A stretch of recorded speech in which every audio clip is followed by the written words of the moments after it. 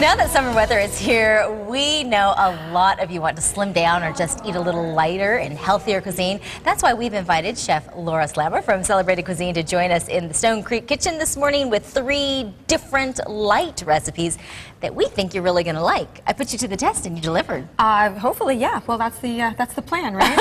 I love the relationship that we have where you can call me and you say, well, what are you feeling like? Yeah. What do you want? And you asked for recipes for bikinis.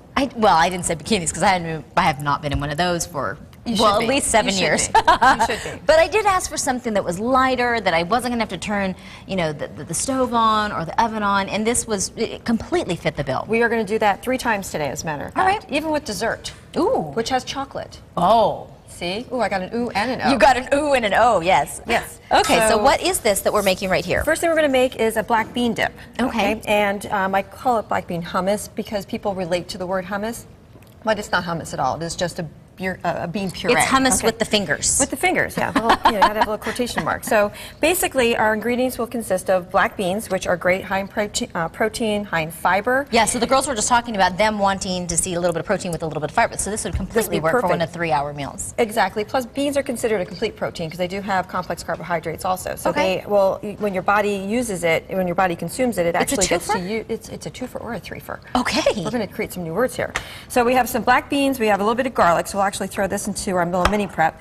We're going to puree that in a second. And then to this, we're going to just spice it up. And that's it. So it's really going to be really good. And instead of hummus, where you're adding tahini, which is a sesame seed paste, and a lot of olive oil, which raises the fat content, we want to keep that low too, because we, again, are going after the word lean. So what we're going to do is we're going to make, like I said, some noise.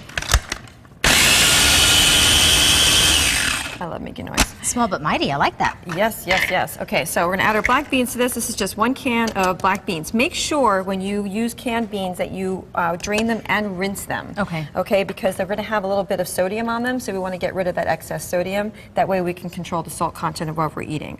Okay, to this we're gonna add a tiny bit of grapeseed oil. Now, we're not using olive oil, we're not using vegetable oil, we're using grapeseed oil, which actually has a high smoke point, so it's good to cook with, but it also has a very neutral flavor. Okay. And it's a good oil lesson because we always default to olive oil, it seems, because we keep hearing how good it is for us. Well, you know what? Rachel Ray made us think that it was the best thing on the planet. And it is really good for us. But what you have to remember is that it will actually impart an olive flavor to everything that we're eating. Okay? So we don't want to make sure, we want to make sure that doesn't happen in the case of our hummus today. So in almost any recipe, if we were choosing to perhaps have a lower, whatever you call it, fat or whatever, could we, is that kind of a go-to? No. No, oil is oil. It's always going to have 14 tablespoons of fat in a tablespoon. Oh, gotcha. That's not going to change. It's just the flavor that it's going to impart. Paprika or chili powder? Smoked paprika and a little bit of ground cumin were the 2 things I just added. We're also going to add some chipotle. Okay, so this is chipotle and adobo. So a jalapeno that's been smoked, dried and smoked, and then steeped in an adobo sauce. You find it in a can like this at the market. Okay. What I do is I puree the whole can and then store it in my refrigerator, and then I'm able to take a little bit of the puree whenever I want and add it to a dish. When you puree it, do you, it has a little bit of the liquid in there? The whole thing. The whole thing. Keep it in there. Yes, because that's the fabulous part. All right. Okay, we're going to add a little tiny bit of kosher salt. We're not getting rid of any of the fabulosity. No, all fabulosity included. Yes. Okay, otherwise need not apply. A little bit of lime juice. Okay, we'll see just how good my muscles are right now.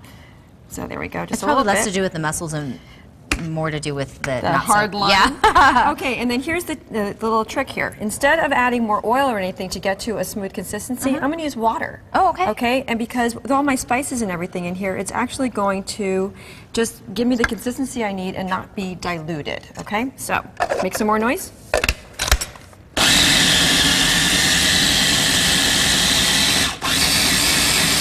I can add just so when we do this, and we're talking about, just trying to stay healthy and keep it light during the summer, you said vitamin C, you said, go ahead, that's fine. Okay. Vitamin C, you said high fiber, and complex carbohydrates. Complex carbohydrates, vitamin D, well, that's the other thing too. So it's one thing to make a dip, right? Right. But then what do we stick in it? Chips. Chips. Exactly. So usually.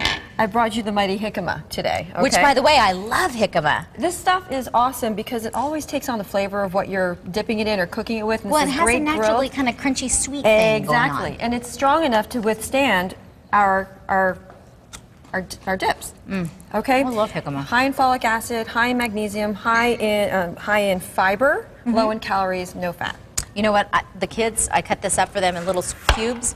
And I drizzle just a teeny bit of agave nectar, and they eat it like it's candy. Well, because it tastes that good. Yeah. So, and then, you know, just like you're about to do, you want to make sure that you taste your dip with what you're serving it on, because that's going to make garlic right there. Well, maybe you shouldn't have that little bite right there, because then, you know, we're just not going to be having a close conversation. You can taste the smoky. Yeah, exactly, from the smoked paprika and the chipotle. And we're going to use the chipotle again in our next recipe. That's surprising. Well, not surprising, but when you look at a bean dip, you think beans. That has a lot of different layers of flavor. A lot of more depth, yep. I love it. All right, that's one you're going to have to stick in your backyard arsenal of things to pull out. We'll stick around, though, because in 15 minutes, Chef Laura is going to be making a quick ceviche and grapefruit mango jalapeno number. So we're going to have all the deliciousness of the ceviche, but it sounds like grapefruit is going to give us that little extra surprise and that little extra punch.